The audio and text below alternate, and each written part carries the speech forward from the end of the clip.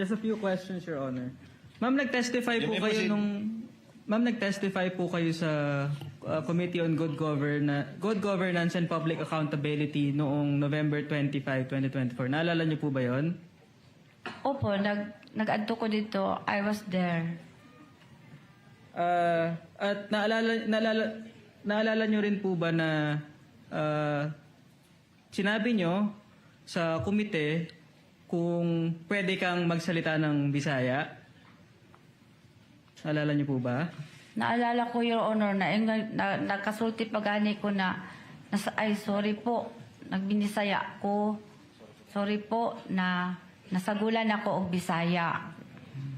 At tama rin po ba na sinabi ng chairperson sa inyo, ng komite, na kahit may request kayo na magbisaya, still try your best to speak in English or Filipino. Tama po ba?